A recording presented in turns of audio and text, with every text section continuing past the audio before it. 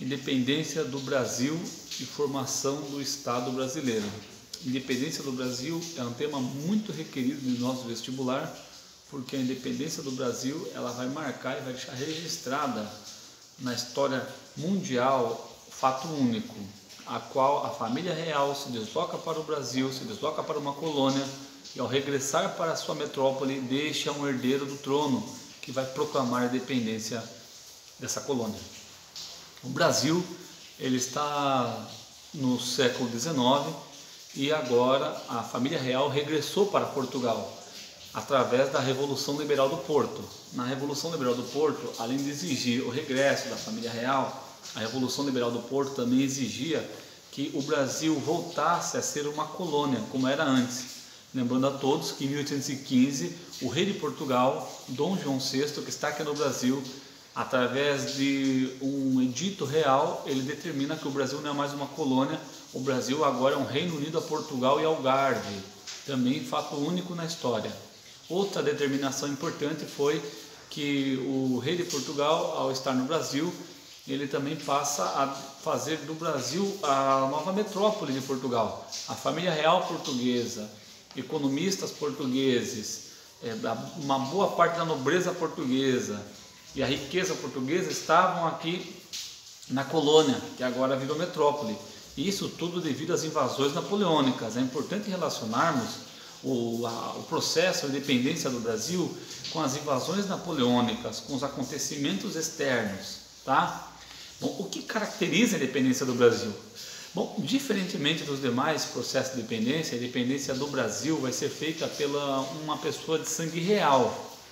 Lembrem vocês que a independência da América Espanhola ela é feita de maneira muito separada, ela é feita de maneira muito fragmentada, ela é feita pelos caudilhos. Esses caudilhos que fazem a independência da América Espanhola, eles não têm sangue real, eles não têm essa postura como acontece no Brasil.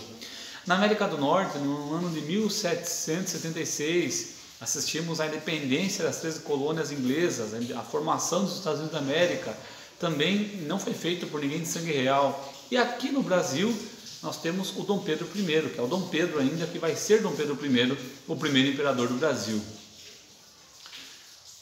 A família real, ao regressar para Portugal, ela se encontra com os constituintes, aqueles que vão determinar que o rei Dom João VI não vai mais ser um rei absolutista, ele vai ser um rei constitucionalista, quer dizer, vai obedecer à Constituição, e a família real portuguesa deixa claro que Dom Pedro achou por bem ficar aqui no Brasil, achou por bem não regressar para Portugal.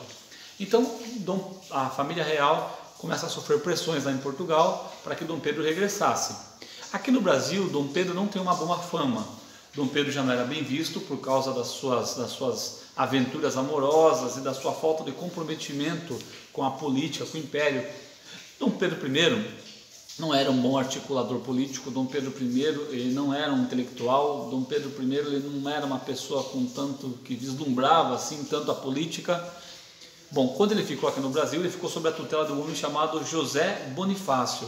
José Bonifácio é um amigo antigo da família real portuguesa. Quando a família real portuguesa chegou no Brasil, alguns dizem que ele foi um dos primeiros, se não o primeiro, a se identificar e se aproximar. Tanto é que quando Dom João VI regressa para Portugal, ele deixa Dom Pedro I sob a tutela de José Bonifácio. Bom, o Brasil está sofrendo uma pressão para voltar a ser uma colônia. Senhores, se o Brasil voltar a ser uma colônia, ele vai perder todo aquele sentimento de liberdade. Ele experimentou ser livre, ele experimentou ser independente, ele experimentou ser uma metrópole. E agora, voltar a ser uma colônia significa que ele seria rebaixado novamente. Dom Pedro I está aqui no Brasil, ele não tem noção política nenhuma do que está acontecendo, e na verdade isso nem tanto interessa para ele, é o que dizem alguns historiadores. Bom, quando a família real começa a ser pressionada lá em Portugal para trazer novamente, levar novamente Dom Pedro I para Portugal, aqui no Brasil a fama de Dom Pedro I ela é muito mal afamada. Dom Pedro I tem uma fama muito ordinária e vai acabar que Dom Pedro vai acabar pensando até em regressar para Portugal. Só que se Dom Pedro regressasse para Portugal, o Brasil poderia voltar a ser uma colônia. Então José Bonifácio acaba articulando as 5.000 assinaturas que vão solicitar, pedir que Dom Pedro, as assinaturas essas que pedem para Dom Pedro encarecidamente que ficasse aqui no Brasil. No dia 9 de janeiro de 1822, nós temos o dia do fico. Dom Pedro I, ao receber aquelas assinaturas, ele percebe que não é uma pessoa tão mal vista assim pelo povo e que a elite do Brasil, naquele momento, desejava que ele ficasse. Claro que eram com intenções. Dom Pedro tinha sangue azul e ele ia fazer a independência do Brasil. Era esse o objetivo da elite local e que o Brasil não voltasse a ser uma colônia. Dom Pedro recebe aquelas assinaturas, vai para a porta do seu palácio, declara: se é para o bem de todos e para a felicidade geral da nação, diga ao povo que eu estou pronto, diga ao povo que eu fico. Dia 9 de janeiro de 1822, Dom Pedro fica no Brasil e declara o cumpra-se. O que é o cumpra-se? Cumpra-se, senhores, é uma série de medidas que Dom Pedro vai adotar aqui no Brasil em relação às ordens portuguesas. Ou seja, Portugal vai determinar a ordem, porque o Brasil ainda era pertencente a Portugal nesse momento, e Dom Pedro declara que não, que só serão obedecidas ordens que ele achar que devem ser obedecidas. Ou seja, que se cumpra aquilo que ele quer, aquilo que é determinado pelos, até então, agora brasileiros. Isso vai prosseguir. Determinado momento, Dom Pedro I vai sofrer uma pressão muito forte, vai tentar mandar diplomatas até Portugal para tentar resolver de maneira harmoniosa. Isso não vai dar certo. Portugal, os constituintes vão falar para Dom Pedro vir, ou eles vão vir buscar Dom Pedro à força aqui no Brasil. Nesse momento, Dom Pedro vai fazer uma viagem para São Paulo. Ele está no Rio de Janeiro, ele vai fazer aquela viagem Rio de Janeiro, Paraty, Santos, São Paulo, e naquela época a viagem demorava um pouco.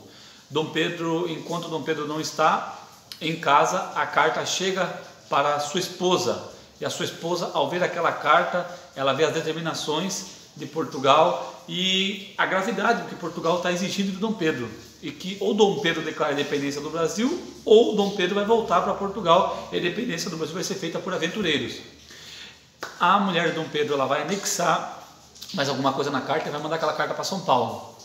Dom Pedro era para estar em São Paulo, mas ele para na casa de uma das suas amantes, a dona Domitila, a Marquesa de Santos. E lá Dom Pedro passa mais tempo do que o necessário. A carta segue para São Paulo e chega às mãos de um homem chamado José Bonifácio, que é o principal articulador da independência do Brasil. Nos vestibulares isso é um quesito importante para nós. Um dos principais articuladores da independência do Brasil, ou a mente da independência do Brasil, o cérebro da independência do Brasil, é um homem chamado José Bonifácio. José Bonifácio também lê aquilo e acaba escrevendo embaixo mais algumas coisas. Quando Dom Pedro sai da casa da Dona Domitila, ele tem ali a sua ida de Santos para São Paulo, subindo a serra, como muitos de nós fazemos. Quando Dom Pedro vai, ao chegar, ele vai com poucos homens e, na verdade, ele não tinha cavalos, ele tinha mulas, porque o terreno era muito arenoso e dificultoso o acesso. Ele atravessa ali a serra, às margens do rio Ipiranga, ele recebe aquela carta que vai de encontro a ele, enviada por José Bonifácio. Ele lê naquela carta que ali ele tem que tomar uma posição agora, porque senão a coroa portuguesa vai buscá-lo. E a independência que estava sendo proposta, e todo mundo tinha ideia, porque era o processo de independência, é a primeira metade do século XIX. A América Espanhola vai estar fazendo independência, o Brasil vai fazer independência, todos sabiam disso, só que queriam que fosse feita por ele, porque ele era o filho do rei de Portugal, ele tinha sangue azul, e também era bom porque ele não tinha articulação política. A elite que ia controlar ele, ia controlar também o processo de formação do Estado Nacional Brasileiro. Embaixo, anexado naquela carta, estava escrito para Dom Pedro. A mulher dele escreveu para ele: meu querido Pedro, corte esse fruto que já está maduro, antes que outro aventureiro o corte. Então, Dom Pedro vai compreender que aquele é o momento da independência.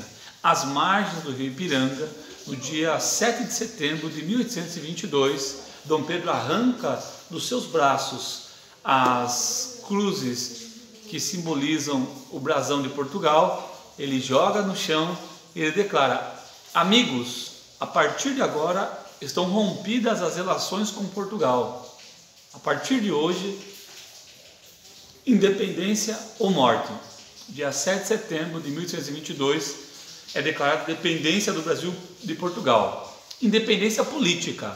Por vestibular é importante compreendermos uma coisa: não há mudança social, não há mudança na estrutura social, há mudança administrativa, há mudança política, não há mudança econômica, não há mudança social. O Brasil não vai ser industrializado, o Brasil não vai passar por uma revolução. Não é uma revolução, é a independência do Brasil. Nós assistiremos no módulo de número 19 a formação do Estado brasileiro e as guerras de independência, porque o Brasil ele vai passar por guerras de independência. Veremos o movimento que teve em vários estados que apoiaram, portugueses que apoiavam o rei de Portugal e supostamente não aceitava a independência do Brasil. Mas isso é uma coisa que veremos na próxima aula. Tá ok? Muito obrigado por você ter me acompanhado e vamos ver aqui algumas questões. Bom, tem uma questão que diz: a respeito da independência do Brasil, pode-se afirmar que implicou a adoção da forma monárquica de governo e preservou os interesses básicos dos proprietários de terra e escravos. Como eu disse a vocês, nós não temos uma alteração na estrutura social, nós não temos uma alteração na estrutura econômica. O Brasil ele perde aquele pacto colonial, mas não é na independência.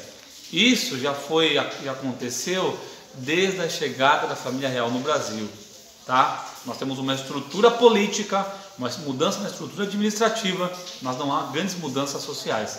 Então até um próximo vídeo e muito obrigado pela sua companhia.